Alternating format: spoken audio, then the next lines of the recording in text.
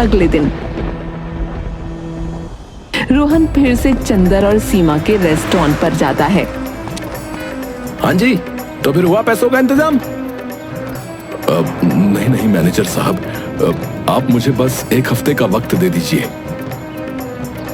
देखिए, मैंने कल ही आपसे कह दिया था कि एक दिन से ज्यादा आपको वक्त नहीं मिलेगा। अब तुम्हारा घर और रेस्टोरेंट दोनों जब्त कर लूंगा। और ये देखो, ये रहे कानूनी कागजात, ये सब ऑफिशियल है। सीमा और चंदर कुछ नहीं कर पाते।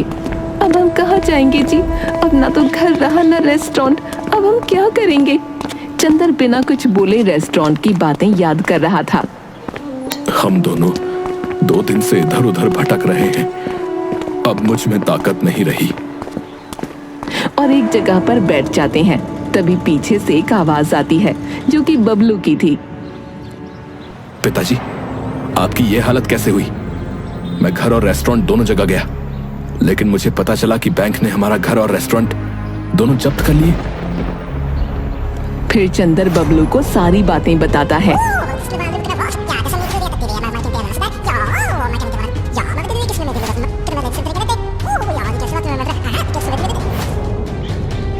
और अब हमारे पास कुछ भी नहीं है बेटा। हाँ बेटा, पर तुम यहाँ क्यों आए? तुम्हें भी हमारे साथ ऐसे ही भटकना पड़ेगा। नहीं माँ, ऐसा कुछ नहीं होगा। हम कुछ ना कुछ तो कर ही लेंगे। तभी चंदर को चक्कर आ जाते हैं और वो नीचे गिर जाता है। पिताजी क्या हुआ आपको? अरे, लगता है कमजोरी से चक्कर आ गए। बेटा तुम जल्दी कहीं से पानी ले आओ।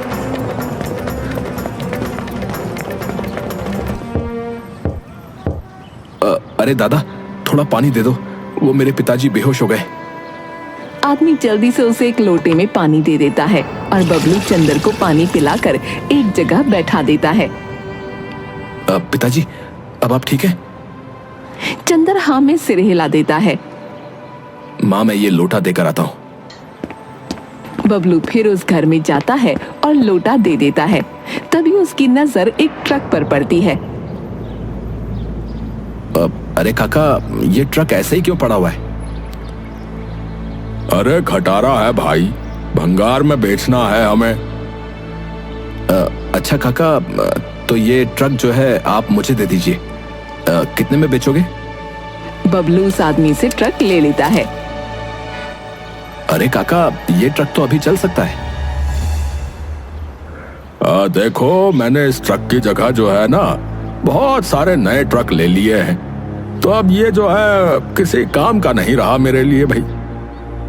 बबलू ट्रक को जैसे तैसे चलाकर चंदर और सीमा के पास ले जाता है।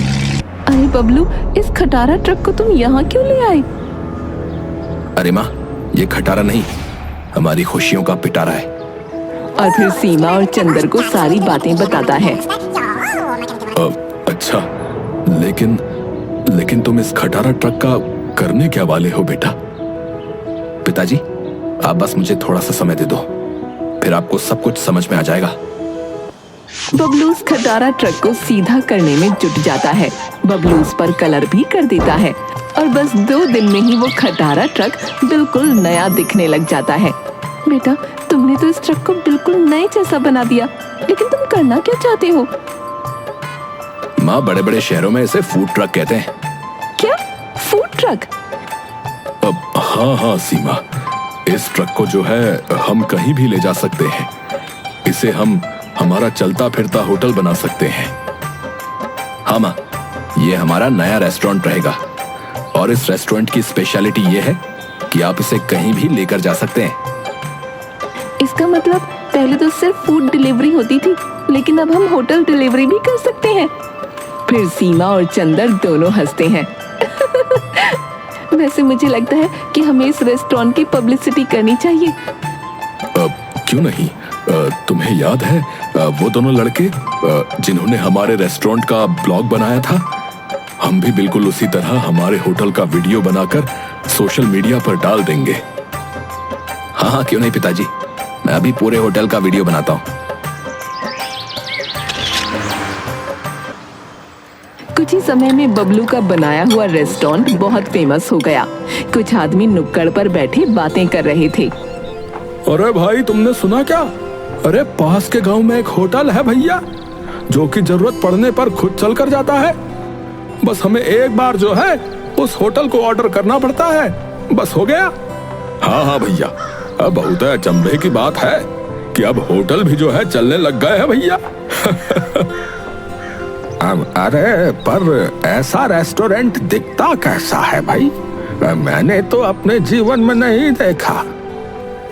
अरे ताऊ जी क्यों फिक्र करते हो? आप कहो तो मैं अभी बुला लेता हूँ उस रेस्टोरेंट को। अब हाँ हाँ बेटा, जरूर बुला लो, फिर मैं अपनी बुढ़िया को भी उसमें बैठकर खाना खिलाऊंगा। इधर रेस्टोरेंट में सीमा, ये देखो हमारे होटल को सब लोग कितना पसंद कर रहे हैं और कितने सारे ऑर्डर आ रहे हैं। सीमा भी बहुत खुश हो जाती है। इधर राजेश और सुंदर दोनों गुस्से में थे।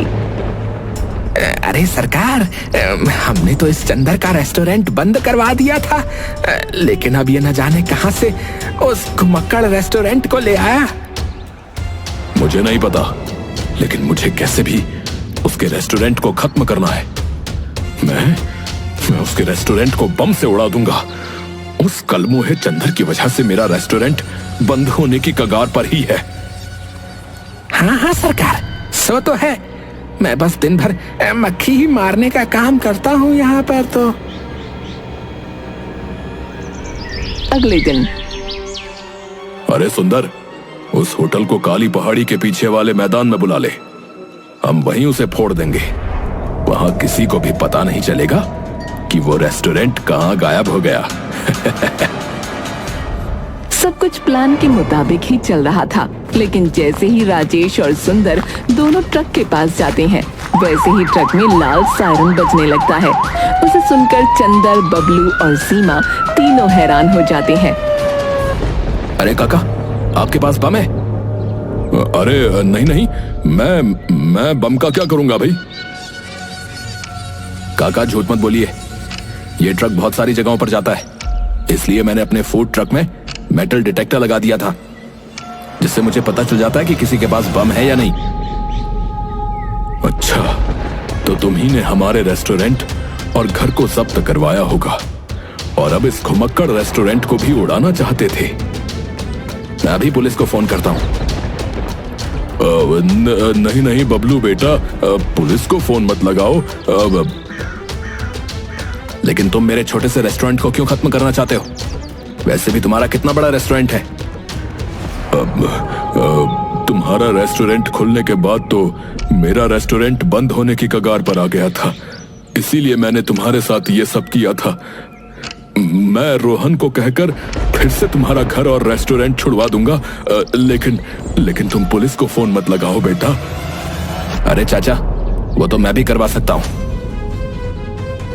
बबलू पुलिस को फोन लगाकर सारी बातें बता देता है। थोड़ी देर में पुलिस वहां जाकर राजेश और सुंदर को पकड़कर जेल में बंद कर देती है और बबलू अपना पुराना रेस्टोरेंट और घर दोनों छुड़वा लेता है। वाह बेटा, मुझे तुम पर गर्व है। तुमने सच में हमारा नाम रोशन कर दिया। आज तुम्हारी वजह से हमें हमारा पुराना घर और रेस्टोरेंट दोनों मिल गए, और ये घुमक्कड़ रेस्टोरेंट भी। माँ, पिताजी, वैसे मुझे फिर से जाना होगा। मैं थोड़ी ही दिन की छुट्टियों में आया था। बबलू वहां से चला जाता है। चंदर और सीमा कुछ नौकरों को भी रख लेते हैं।